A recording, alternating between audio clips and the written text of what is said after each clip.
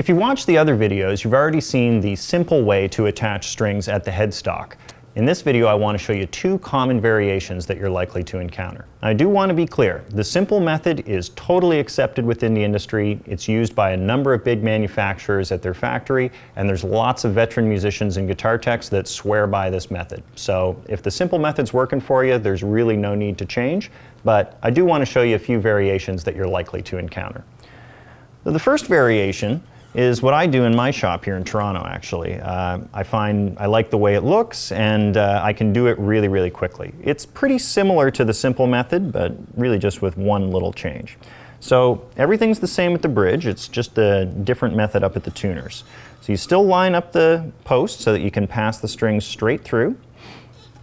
We're going to measure back the slack, the same as before, about 1 fret for the low E string, almost 2 frets for the treble strings. And holding on to the string, we're going to start winding. Now this is where it gets different. Instead of having all of the windings going down towards the headstock, the first winding I'm going to actually put on top of the tail. And as I bring it around, all the subsequent windings I'm now going to send down underneath the tail. And what that does is as the windings tighten up, they actually kind of sandwich the tail together, and as the windings tighten, they'll actually clamp down on the tail. So as I bring the string up to pitch and the windings squeeze together on the post, they're actually clamping down on that tail and securing it in place. I can stretch the string out a little bit, make sure it's nicely seated. Bring it up to concert pitch. And I can clip that tail off just at about 2 millimeters. Leave a little tail there. And now this method with the strings on top, the one winding on top, makes it really easy to bend the string up and give it a really nice, firm 90-degree bend.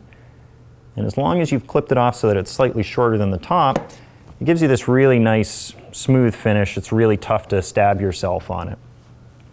So this is the way I like to do it in my shop. It's honestly just the way I've always changed strings. It's very common. You do see a lot of guitar techs do it. A lot of musicians swear by it.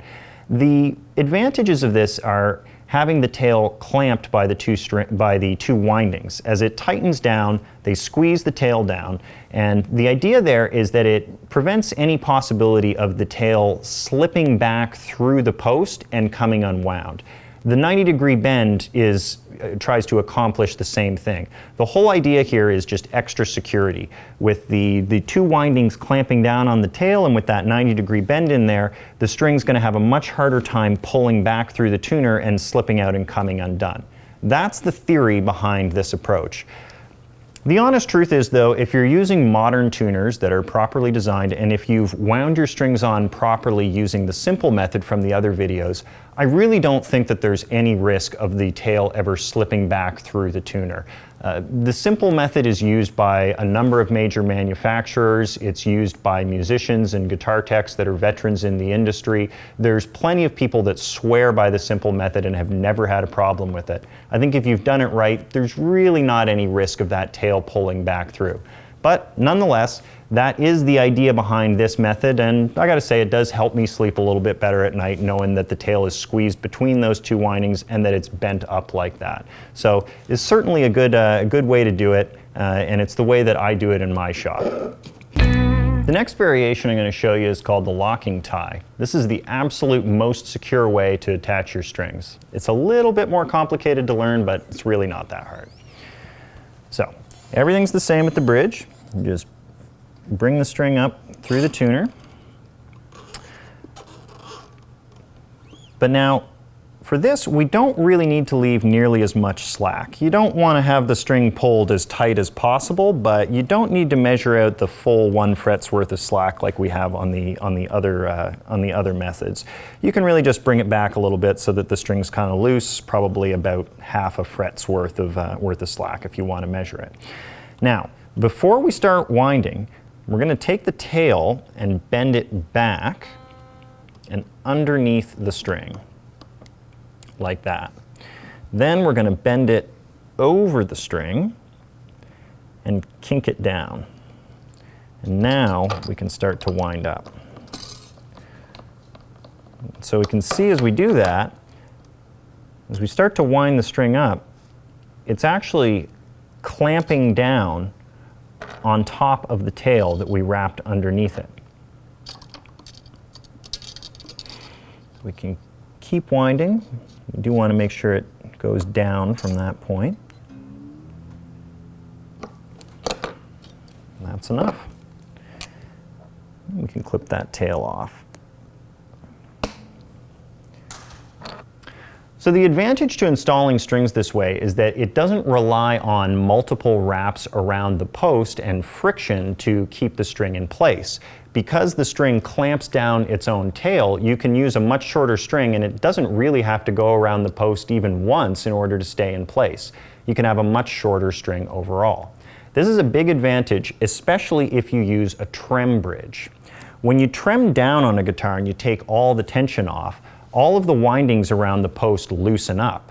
When you release the trem and all the tension comes back on, the windings tighten up again, and in theory, the guitar goes back into tune.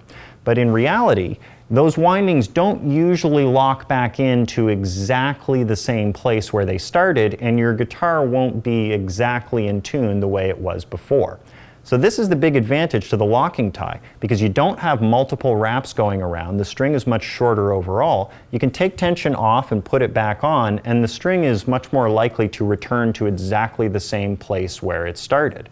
So if you're using a trem bridge and you want to especially take all the tension off, the locking tie is going to be a much more stable way to install your strings, and it's always going to return to the same position, at least a lot better than the traditional methods that rely on multiple wraps going around the post and the friction to keep them in tune.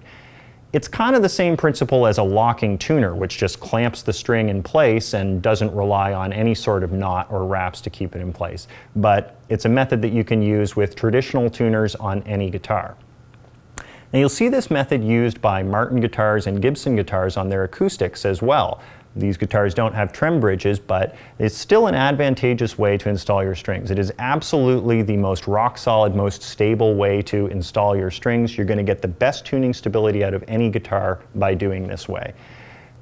The only real disadvantage to it is that some people find the strings are a little annoying to remove when you have to change them. Because they're knotted and kinked over themselves, they can be a little tough to get out of the machine heads. You have to wrestle with them a little bit. So, if you like to tour with one guitar and sometimes you have to change broken string in the middle of a set, you may find that a little bit annoying. But really, other than that, as long as you can handle the learning curve that I just explained here, this is really a great way to install your strings, and I do highly recommend it, especially if you use a trem bridge. I'm Mike Robichaux for Long & McQuade, and that was 2 variations on installing your guitar strings. Thanks for watching.